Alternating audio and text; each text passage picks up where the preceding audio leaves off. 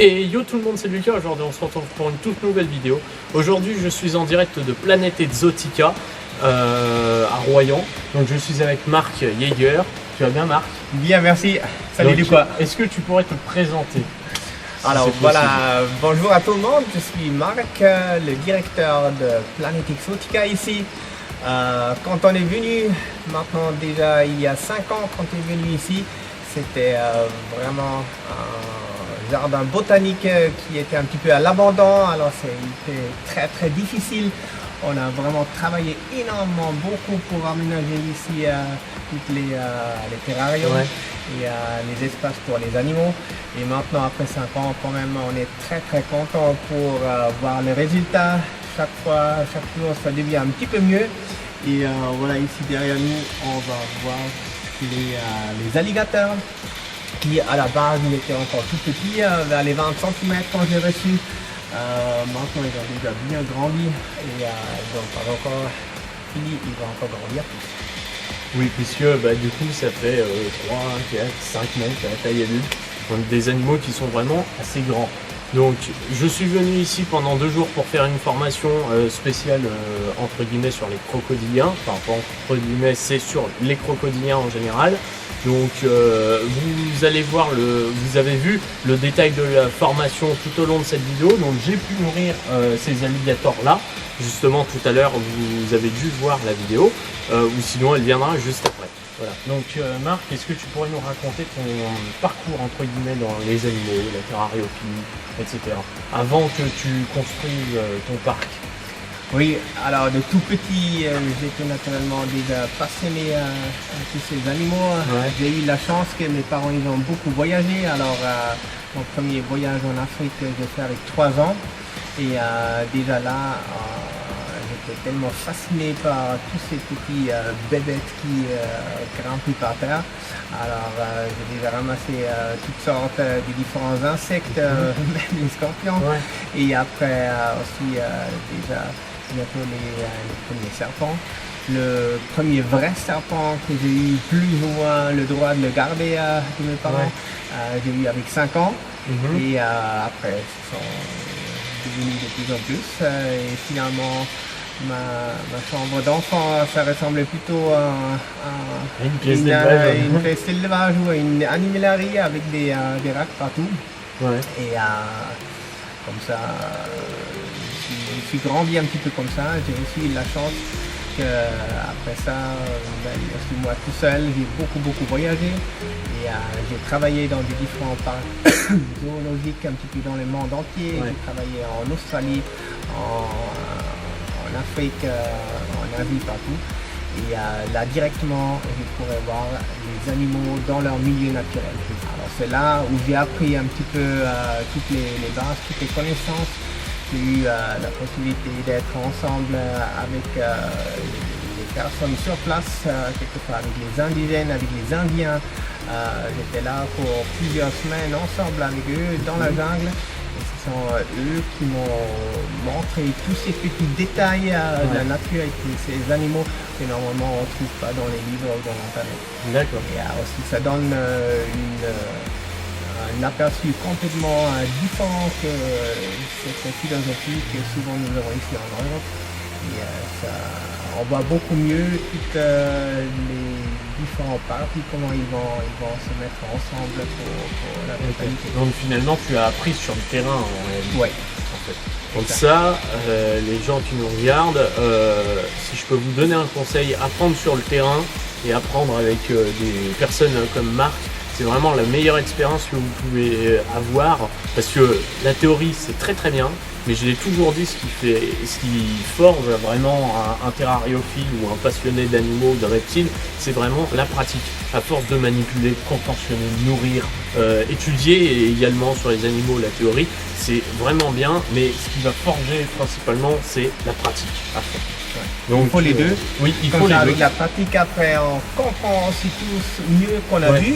Et avec ça, ce qu'on a vu, ça nous donne aussi un petit peu mieux les explications pour la pratique. Alors les deux, ils vont bien ensemble. Ouais. Ok, ça marche. Donc là, on va aller faire un petit tour du laboratoire de Marc, parce que c'est là où il y a plein d'espèces intéressantes dans ce parc-là. Il y a des espèces qu'on voit quasiment jamais.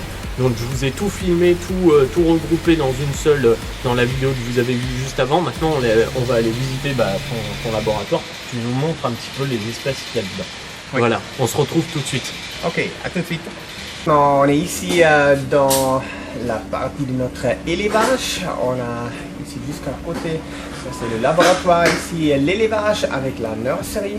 Ici ils sont tous les animaux qui on n'a pas la possibilité actuellement pour les exposer ou qui peut-être ils ont besoin un petit peu plus de repos ou ils vont pondre. Alors cela on met ici dans cette partie. Actuellement, jusque devant nous, on a des cobras, ce sont des Naja supanensis qui viennent aussi d'Asie sud-est de Thaïlande. Juste ici à côté, ce sont des crotales diamantins, ce sont des animaux qui sont aussi déjà nés ici chez nous il y a quelques années. C'est un couple qu'on fait grandir, qu'on a gardé. Il y a déjà d'autres qui sont partis dans les autres parcs zoologiques. Ici en bas, un petit peu caché, ce sont peau, ça c'est un cobra crasher, c'est un Hemacatus de l'Afrique du Sud. C'est encore un deuxième mâle. On a déjà un très joli couple qui est dans l'exposition avec la phase zèbre qui est super joli. Tu vois ici, ça c'est un exemplaire qui est complètement noir et les deux mâles de temps en temps on va les changer un petit peu. Ça, actuellement il est ici. Prochaine candidat, ça c'est une vipère de Gabon. Ça c'est encore un jeune exemplaire. C'est une femelle. Et actuellement, il y a aussi un très grand qui est déjà dans notre exposition. Les deux, on ne voulait pas le mettre ensemble. Alors lui, il est encore un petit peu ici en réserve. Et quelquefois, quand l'autre, il veut un petit peu plus de repos, après on va aussi l'échanger. On a un petit peu plus une autre ici. Ça c'est une autre sorte de serpent à sonnette. C'est aussi un crotal, c'est un Crotalus durisus terrificus et ça c'est un des serpents à sonnette extrêmement dangereux. Ça c'est une espèce qui possède pas seulement un grand nombre des molécules de hématotoxines, mais aussi de neurotoxines. Alors ça c'est vraiment un animal extrêmement dangereux parce qu'il a un venin qui est hyper puissant. Alors ça c'est un des crotales les plus dangereux qui existent. On a ici un très joli Naja calcien, un cobra monocle. On voit bien le monocle qui est juste derrière la tête. Ah oui, effectivement. Faire la coiffe maintenant. Ça c'est une très grande femelle qui a aussi déjà pondu. Elle fait quelle taille à peu près? Mais cela maintenant elle va faire à peu près 1m80. Ah oui? Ouais. Ça commence à faire. C'est une jolie bête. De l'autre côté, juste derrière nous, on a la partie des non-venimeux. Alors là, il y a encore des petits Geotriophyes Kinurus frisei qui sont nés l'année dernière. En train de grandir ici. Après, à côté, il y a des Pantherophyes putatus, différentes phases. On a ici déjà les animaux qui sont un petit peu plus grandes. Les Lampropeltis honduriensis. Là, encore une fois, Pantherophyes. Là, on a les Geotriophyes Kinurus qui sont déjà un petit peu plus grandes. Quelques-uns qui sont là. On change encore une fois la côté. Ici en haut, il y a encore quelques femelles de Chlamydosaurus kingi, des lézards à collerette. Ce sont des jeunes exemplaires qu'on a reçus. Et ceux-là, maintenant, ils sont en train de grandir ici.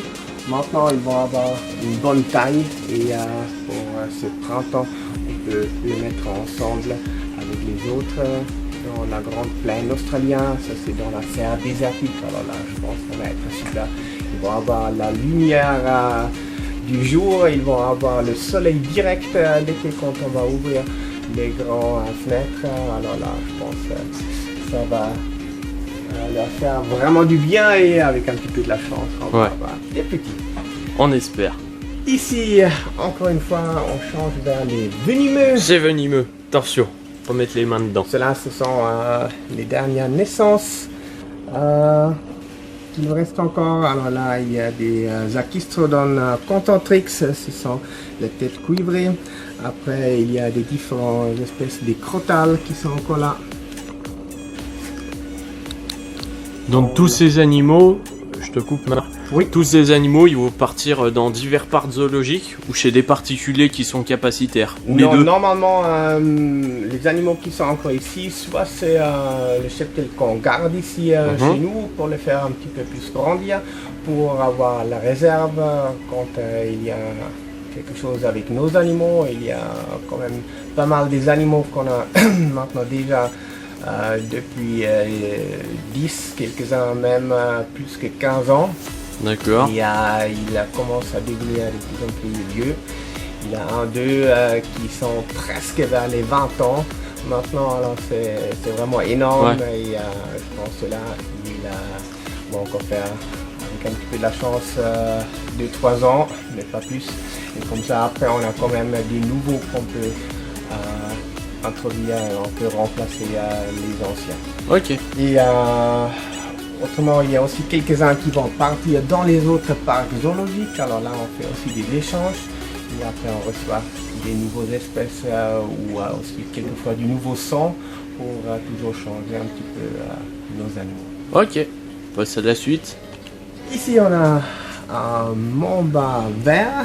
Magnifique mamba vert. Très très joli, oui. Alors là, on est à contre-jour, donc je suis pas sûr Alors, de voir. actuellement, avec les contre-jours, il est plutôt noir, mais c'est pas un mamba noir. C'est vraiment vert. On a la lumière, je vais Si tu as une lampe, donner un petit peu de lumière, voilà là. rapproche la part ici. Un petit peu mieux, Vas-y. voilà. Là, nickel.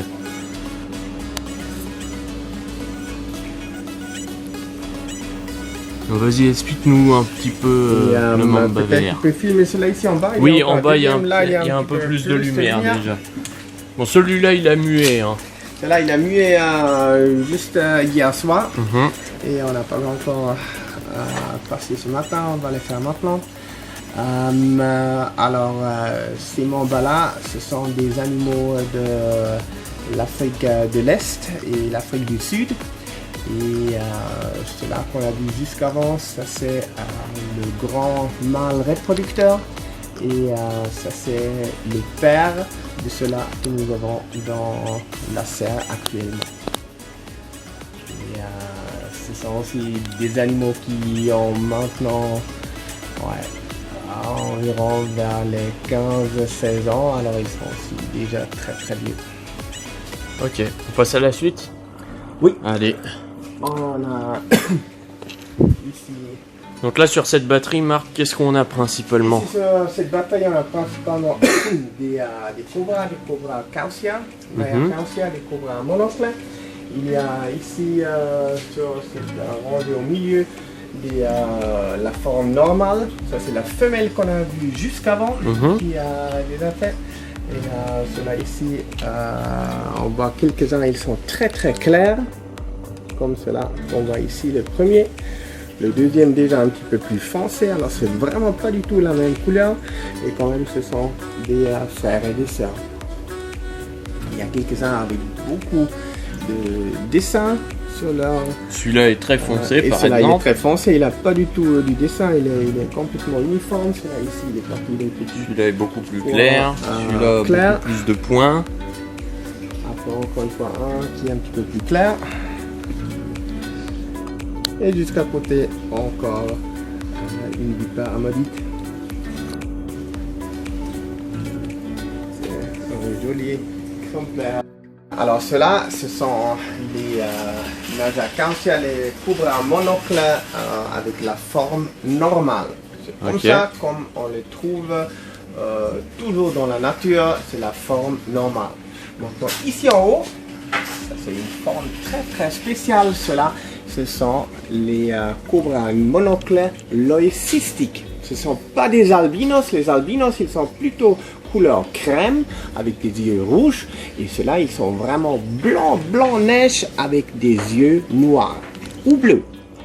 Et ça, c'est vraiment quelque chose de très rare. Ici en France, on est les seuls zoos qui possèdent ces cobras monocle l'œil cystique blanc-neige. Et on a aussi déjà eu des reproductions. Voilà, ce sont les petits. Le couple reproducteur, il est dans les fermes, il est exposé là-bas. Ça, c'était la première naissance qu'on a eue ici l'année dernière et je pense aussi cette année. Le couple, il a déjà fait des œufs. Les nouveaux œufs, on voit directement ici. Ça, c'est notre incubateur. Et ces œufs qui sont ici à gauche et aussi au milieu, ceux-là, ce sont des œufs des cobras blanc-neige monocle. Et à peu près en 2 mois, avec un petit peu de la chance, on va avoir la chance et on va avoir des petits cobras blancs. Donc il faut venir à Planète Exotica pour voir ces petits parce que c'est vraiment quelque chose. Moi, j'ai déjà vu des cobras en vrai dans d'autres zoos, même dans le tien. Mais ça m'est pas arrivé, même jamais, de voir des cobras leucistes. C'est la première fois que j'en vois ici, chez toi, Marc, justement. Ouais. Voilà, et ceux-là, quand même, on est fiers de les avoir. Ils sont vraiment magnifiques. Jusqu'à côté, il y a des serpents magnifiques. Ceux-là, ce sont les vipères de Schlegel. Ça, c'est Botrytis schlegeli, si je me trompe. Schlegeli, exactement. Ce sont des petits vipères qui vivent en Amérique centrale et du Sud. Et ce sont des animaux qui sont très calmes normalement la journée. Ils sont quelque part dans leur coin. Là, on voit, ce sont des spécimens jaunes qu'on a ici avec un petit peu des dessins, ceux-là avec des jolies taches un petit peu plus claires, presque blancs. On a une ici avec des taches un petit peu rouges. Après à côté. Et ça c'est le cobra qui a annoncé qu'il est aussi là. Voilà. Nickel, voilà.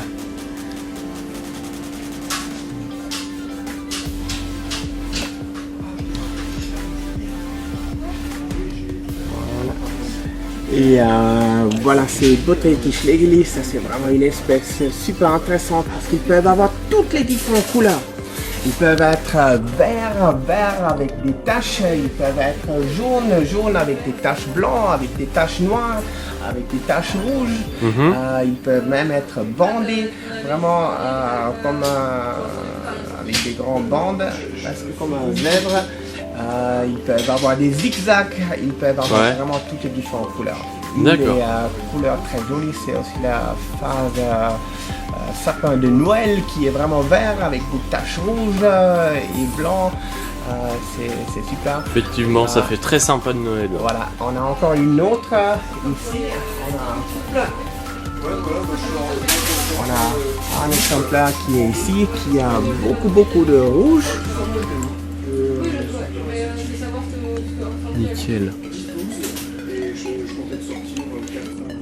Ça c'est le mâle.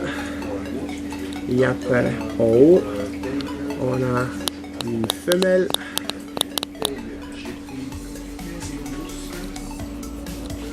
Voilà. Ah oui. Et donc ça. Gris vert. C'est pas encore vraiment le vrai sapin de Noël. Ceux-là, ils sont beaucoup plus avec des couleurs. Je vous mettrai une photo juste à côté du sapin de Noël justement. Oui, et bientôt aussi, je pense que vous pouvez les voir ici chez nous à Planète Exotica. En exclut une info de malade. Botrytis schlegeli en forme sapin de Noël. Pour moi, ça c'est un des serpents vraiment le préféré. Avant, j'ai eu une très grande collection. En Suisse, j'ai eu plus que 200 Botteigeli à peu près avec une centaine des adultes. Ouais. Et chaque année, j'ai eu au moins une centaine de petits. Ah oui. Alors là, vraiment, c'était assez grande. Maintenant, ici, malheureusement, on n'a pas la place pour tout ça. J'ai seulement encore quelques-uns qui sont ici. Et quand même, je pense qu'on va recommencer un petit peu recommencer à agrandir les Schlegeli. Parce que, voilà, un de mes serpents préférés. Voilà, ici, Mamba vert. Des mamba verts, ce sont des exemplaires encore un petit peu plus jeunes qui vont aussi bientôt aller dans des nouveaux terrariums beaucoup plus grandes. Et on voit vraiment ces couleurs flashy néon, c'est vraiment énorme. C'est des serpents magnifiques. Très très beau. On a ici en haut encore une tête cuivrée, un Actistrodon Contentrix. Qu'on a nourri hier soir d'ailleurs. Ouais, il a pris son bain maintenant. Et là aussi, il va bientôt aller avec les autres dans la serre. On l'a séparé pour l'hiver et maintenant il va aller retour avec les autres. Ça c'est par exemple aussi une des espèces déjà que maintenant il faut qu'on les sépare pour pas avoir des petits parce que sinon il y en a trop. Normalement chez nous quasiment toutes les espèces qu'on a, on les reproduit tous les ans. Ouais. Et quand on voit qu'il nous reste encore des animaux de l'année dernière, ça sert à rien encore une fois les reproduire et reproduire seulement quand on a des petits. Alors on commence déjà maintenant de séparer les animaux pour effectivement pas en avoir. Et ça c'est un mâle qu'on a séparé, on attend encore un petit peu. Et, pour éviter justement d'avoir des reproductions voilà. en excès.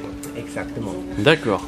On a mis un autre mâle maintenant avec le groupe des femelles. Alors cela, il a le droit encore de s'accoupler et de faire les petits. Mais cela ici, actuellement, il est un petit peu en repos. Ok. On a ici en bas un joli couple des Crotalus atrox. Crotal du Texas. Et quand on le regarde, on voit ils sont très très clairs, ils sont extrêmement clairs. Les vifs aussi. C'est lié parce que ceux-là, ce sont des animaux it. Ils sont it albinos. Alors la femelle c'était un vrai albinos. Le mâle était un animal qui était la coloration normale. Alors les petits ils sont it. Et quand eux ils vont se reproduire encore une fois, là il y a une partie des petits qui vont aussi être en albinos. D'accord. Jusqu'à côté ici, encore une fois la même espèce aussi les atrox. Mais en skyless. En skyless exactement. On a ici le foncé, ça c'est la coloration normale. Et juste derrière on a encore un deuxième qui est un albinos. Ces animaux ici, ils sont, on va dire, pas 100% scaleless. Ils ont un petit peu des écailles. Ils ne sont pas partout complètement sans des écailles. Et aussi au-dessous, ils ont toujours les écailles. Alors on n'a jamais des animaux qui sont complètement sans écailles parce que là, autrement, ils ne pourraient plus bouger. Ouais. C'est pas possible. Et c'est seulement en haut où il manque un petit peu les écailles. Ok, alors mais ça c'est pas un grand problème parce que dans la nature déjà ça arrive plutôt très très rare et aussi ici ça leur pose pas du tout de soucis. Il y a même cela aussi même sans cheveux qui arrive très bien à vivre. Ça c'est aucun souci. Ouais, et Marc, j'ai petite précision par rapport au gène skyless. On sait de sources sûres, merci Richard Dijoux de m'avoir expliqué ça la dernière fois, que le gène skyless chez Serpent des Blés avait été prouvé dans la nature avant qu'il soit découvert en captivité. Ouais. Est-ce que chez le crotal, c'est pareil? Est-ce qu'il a été prouvé dans le milieu naturel ou si c'est entre guillemets une aberration génétique? Chez le crotale, on parle bien. Je pense quand même aussi que ça arrive dans la nature, Ouais. parce que le vraiment créer comme ça, ça me semble quand même plutôt difficile. Au début, quand même, il faut toujours la possibilité qu'on arrive de trouver des animaux, soit scaleless ou avec des colorations un petit peu spéciales. Et après, avec le croisement vraiment bien spécifique, on arrive encore de renforcer un petit peu tous ces caractères. Ok. Et avec cela, j'ai déjà vu plein des différents animaux, des différents serpents scaleless. J'ai déjà vu voilà, tous les crotales. J'ai aussi vu des vipères urteuses, des vitis arietans. En skyless, en hein, skyless, toujours. vraiment super skyless. Ouais. Et cela aussi, je l'ai vu qu'une seule fois. Alors, c'est pas une souche qui était vraiment créée. Ce sont des animaux qui, quand même, quelque part, ils étaient produits naturellement. D'accord, ok. On passe à la suite? Oui, ici c'est le côté. Là, on a les petits crocodiliens. Alors, dans le premier terrarium, là, ce sont des petits caïmans de Cuvier. Et ceux-là, ce sont les Paleozochus palpebrosus. Ce sont des animaux qui ont déjà un petit peu plus d'1 an maintenant. Presque 2 ans, ils ont. Et ils ont bien grandi. Donc, je vous ferai suivre des photos que j'ai prises pendant ma formation, des paléos. Ça, c'est l'espèce le plus petit de tous les crocodiliens qui existent. Alors, les femelles, ils vont avoir environ 1m20 adultes et les mâles environ 1m50. Et comme ça, vraiment, ils restent plutôt petits. Quand même, ils peuvent être assez rapides. Comme toi qui as aussi Oui, constaté j'ai pu hier, expérimenter effectivement. quand on a sorti Ouais. une femelle adulte. Après c'est des adultes donc c'est un peu... Vraiment assez rapide. Ouais. On a un petit ici. Quand on fait encore un petit plan ici, quand tu veux filmer là à l'intérieur. Hop. Ah oui, exact. Et Donc celui-là, celui-là, il a il quel âge? est né l'année dernière. Alors il est encore tout petit, il a même pas encore 1 an. D'accord. Donc il a quelques mois quoi. Ouais. Ok. On passe directement ici au suivant. Là, je te laisse filmer un petit peu. Là, ce sont les petits qui sont nés en août. Alors, ils ont... Donc si vous suivez Planète Exotica, vous avez dû voir la naissance de ces petits, justement. Oui, et ce sont des Sur Facebook. crocodiles nains de l'Afrique de l'Ouest. C'est une des espèces les plus rares et protégées. Alors, ils sont aussi avec le CITES 1, dans l'annexe 1 de la CITES. Et là, on voit, ils s'évoluent très bien, ils ont déjà bien grandi. Donc je vous ferai suivre des photos. Hein. Dans la serre, je crois que tu l'as filmé avant, Ouais. il y a ceux de la dernière pente qui ont déjà beaucoup plus de taille et qui sont maintenant dans un joli grand terrarium en exposition dans la serre. Voilà, ça c'est un petit peu la partie ici. Quand tu regardes là, on a tout le matos qu'il nous faut pour travailler. Il y a les casques pour les crowbar crashers, il y a des pinces que normalement on n'utilise pas. Les pinces, on a seulement comme sécurité. Alors, si vraiment il y a une situation d'urgence, là on est prêt avec les pinces vraiment pour captiver cet animal. Autrement, on fait principalement vraiment tous avec les crochets. D'accord. On a les pinces pour nourrir, les petites pinces pour soigner. On a ici la protection avec les jambières quand on travaille avec les serpents venimeux qui sont par terre. On a les instruments pour bloquer les animaux quand il faut faire des soins. Voilà, il y a que naturellement on a le chariot. Normal. Ok. On va passer dans la partie de l'autre côté du laboratoire. Yes. Voilà. Ici faire le laboratoire. Attends, j'arrive. Le laboratoire ici, il est bien climatisé. Ouais. Alors cette pièce ici, là on a des petits Trinoceros jacksoni. Ok. Et ce sont des petits qui sont nés ici chez nous. Alors on a eu un couple adulte où la femelle a produit les petits. Ça c'était maintenant déjà oui, à peu près 1 an. Et les petits ils ont bien grandi. Et maintenant ils sont aussi déjà prêts pour la reproduction. Ok. Les caméléons, il faut baisser beaucoup la température la nuit. C'est pour ça que la pièce est climatisée La du coup. pièce ici il est climatisée aussi, la pièce d'élevage il est climatisée, sauf que là-bas on ne peut pas trop descendre avec les températures parce qu'on a beaucoup d'espèces qui sont tropicales qui ont besoin même la nuit une température assez élevée. Il y a seulement une légère différence entre la journée et la nuit. Et ici dans cette pièce il y a uniquement ces caméléons et là vraiment la journée on est bien environ vers les 28-30 et la nuit là on descend vraiment avec plus que 10 degrés, là on descend environ vers les 15-16 degrés. Ok. Comme ça les animaux ils ont vraiment les conditions. Donc là, cela ce sont 2 femelles qu'on voit ici avec la coloration un petit peu différente. Et il y a encore quelque part le mâle qui est ici derrière. Là. Là. je peux m'approcher. Oui.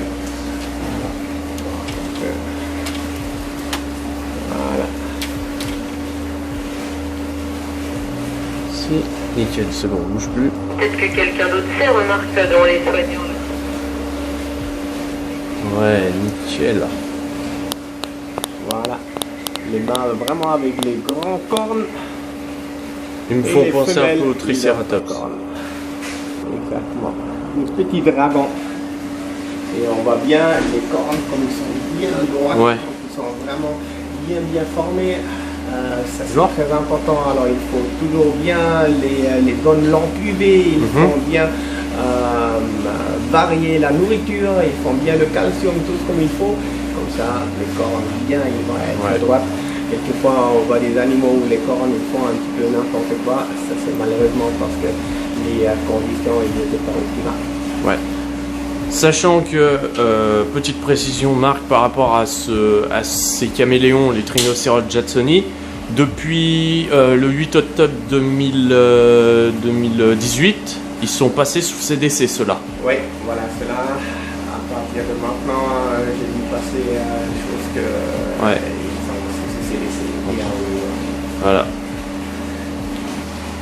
Voilà, ici on a le microscope, on peut faire des tests nous-mêmes pour contrôler s'il y a des parasites dans les excréments des animaux. D'accord. Après là en haut, on a la possibilité directement de regarder une caméra au-dessus, un appareil photo pour prendre des images et après les images, on va les envoyer au vétérinaire qui peut nous identifier exactement quelle espèce de parasite ça pourrait être et comme ça aussi pour avoir un traitement adapté. Ok. Voilà. Et voilà ici les crocodiliens. Alors là, ça c'est une femelle Palaeodophus palpebrosus et cela actuellement elle est ici séparée parce que dans la serre on a un couple qui fonctionne très bien et qui nous donne aussi présent les deux et là je ne veux pas trop le mélanger encore avec une deuxième femelle. Ouais. Donc il n'y a pas trop de stress. On est en train de faire un nouveau enclos pour les Palaeodophus qui va être beaucoup plus grand et là on va essayer d'introduire après le trio. Ok. Actuellement voilà, elle est ici, de temps en temps on change un petit peu mais actuellement quand même elle reste encore un petit peu ici. Donc celle-là hier on l'a manipulée. Oui. C'était assez sportif. Voilà, hier on était obligé de la sortir pour aussi nettoyer ici un petit peu et pour faire quelques modifications avec la filtration. Pour les puces, on l'a pas sorti pour rien, on l'a sorti vraiment parce qu'on a eu besoin de travailler ici dans l'enclos. Je vais vous montrer ce qu'on a fait. On va ici la filtration. D'accord. En bas, avec tout ce grillage, vous voyez ça, c'est la résistance pour chauffer l'eau. C'est un thermoplongeur. Voilà, et tout le câble qui est pour ce thermoplongeur. Ce câble, il est toujours une source à danger pour les crocodiles. Pour ça, il faut bien sécuriser ce câble parce que ça serait possible que le crocodile il va mordre dedans et il a du jus. Ouais. C'est pas bien. Pour jus, après ça, c'est pas bon. Toujours, on les protège avec le tuyau d'une douche. Voilà, c'est l'ancien tuyau d'une douche. On va passer le câble dedans. Et ça s'était un petit peu sorti cette pièce, alors on a dû un petit peu du câble pour ça. Maintenant tout de suite on l'a corrigé et pour ça aussi on a profité de déplacer le caïman pour avoir bien la place. Oui, sachant qu'en plus hier on était en formation crocodilien, donc normal, on l'a sorti justement exprès pour ça. Voilà. Et je peux vous assurer que c'est assez sportif quand même. Le petit bête ici, il fait seulement un petit peu plus que 1 mètre et quand même, tu as vu la force déjà qu'ils ont, la vitesse qu'il bouge et la vitesse qu'il fait. S'il réagit, on a essayé de couvrir un petit peu les yeux. Quand on a remis, tu as essayé d'enlever ce petit chiffon qui était sur les yeux. Et là, il bouge vraiment avec une vitesse, c'est carrément. Ouais. C'est vraiment bon. C'est un truc de dingue. Donc, et juste à côté ici, Candy. Notre vedette, ça c'est Candy. Candy a un alligator. Mississippi English. Et maintenant, elle a un peu plus de 10 ans, elle va avoir les 11 ans. Ouais. C'est un animal aussi qui est venu de tout petit et il est très gentil. C'est vraiment ma petite amie. Ouais. Et avec elle, on fait aussi toujours toutes les animations sont dans le. D'accord. Voilà, okay. ça, vous allez aussi encore. Donc, ouais, nickel, super. Merci Marc. Et voilà tout le monde, cette vidéo est maintenant terminée, j'espère qu'elle vous aura plu. Moi j'ai passé vraiment 2 jours avec monsieur Marc Kinger et on s'est éclaté vraiment avec cette formation spéciale crocodilien. Merci à toi en tout cas, je reviendrai, ça c'est sûr et certain. Peut-être pas pour une autre formation, peut-être que je reviendrai juste en visiteur, c'est à voir, parce que moi je suis pas non plus à côté. Voilà, donc merci beaucoup Marc en tout cas de m'avoir accueilli dans ton parc pendant ces 2 jours de formation. Et pour conclure, j'aimerais savoir, parce que ça m'intrigue depuis le début du séjour que je suis là, qu'est-ce que c'est que Herpetofaune, justement? Alors, le centre de recherche Herpetofaune, ça c'est mon centre de recherche que j'ai déjà eu en Suisse, que j'ai créé depuis très très longtemps. Et c'est à travers organisme où j'ai aussi fait beaucoup des études, beaucoup des stages aussi quelquefois. Et là en Suisse, on a vraiment fait beaucoup de recherches, pas seulement sur le venin des différents serpents, mais aussi sur toute la différente biodiversité et les différents modes de vie de certains animaux. Alors là, notamment aussi avec les vipares de Schlegel que je te parlais avant. Pour ça aussi, on a eu un nombre tellement important de ces animaux. On a regardé un peu comment les différentes couleurs ils vont s'évoluer. Par exemple, au Costa Rica, où on trouve vraiment énormément beaucoup de différentes couleurs, de jaune presque jusqu'à noir, jusqu'à la phase de sapin de Noël. Et là, on a vu parce que quand il y a le mâle et la femelle qui sont jaunes, quand même le petit peut sortir avec toutes les différentes couleurs. Alors il y a vraiment extrêmement beaucoup de gènes qui sont toujours dans ce pôle, dans un animal. Et on a essayé de voir comment exactement ça fonctionne et quelles couleurs aussi sortent quand il y a des animaux de différentes provenances et de différentes couleurs. Après, on a travaillé beaucoup ensemble avec les différents zoos dans le monde entier. On a travaillé ensemble avec beaucoup des instituts. voilà, encore une fois, pour les vénins et aussi pour trouver des nouveaux médicaments. Ok, ça Ce marche. sont beaucoup de contacts aussi, naturellement, qu'on a gardés. Maintenant, en Suisse, il n'y a plus tellement beaucoup d'activités, c'est un peu un petit peu. D'accord. Ensuite, maintenant, c'est qu'on le transfère un petit peu ici. Ouais, donc c'est tout ici. Donc cette activité reste, enfin, ton centre herpétophone il reste actif, mais au sein de ton parc, du coup, Planète Exotica. Ouais, D'accord. Alors, Tu ça, contribues à la recherche scientifique en fait. exactement. D'accord. Et toute cette partie recherche de Planète Exotica, ça passe à travers du centre de recherche herpétophone. D'accord. Ok, ça marche. Bon, très bien. Bah écoute, merci beaucoup Marc. en tout Merci cas, de beaucoup, m'avoir Lucas. accueilli pendant ces 2 Et jours. merci à toi et à très bientôt. Ok, à très bientôt. Et surtout, les gens qui nous regardent, n'hésitez pas à venir à Planète Exotica parce que c'est vraiment un parc de fou. J'ai visité beaucoup de parcs depuis que je suis dans les formations de soignants animaliers, etc. Même avant que je sois rentré dans le système, entre guillemets. Mais alors celui, Planète Exotica, c'est vraiment quelque chose d'incroyable. C'est vraiment quelque chose, on a l'impression d'être vraiment au contact permanent avec les animaux. Enfin, voilà, il y a tout un biotope qui est recréé par rapport à ces animaux-là. Et franchement, si vous avez l'occasion de venir ici, passez-y. Enfin, il faut vraiment que vous voyez ça. C'est vraiment quelque chose d'exceptionnel. Voilà, donc on se dit à bientôt dans une prochaine vidéo. N'hésitez pas à vous abonner, à liker, à commenter, à partager la vidéo, surtout pour promouvoir Planète Exotica et le centre de recherche de Marc. C'est toujours très intéressant de faire ça. Moi je vous dis à bientôt dans une prochaine vidéo.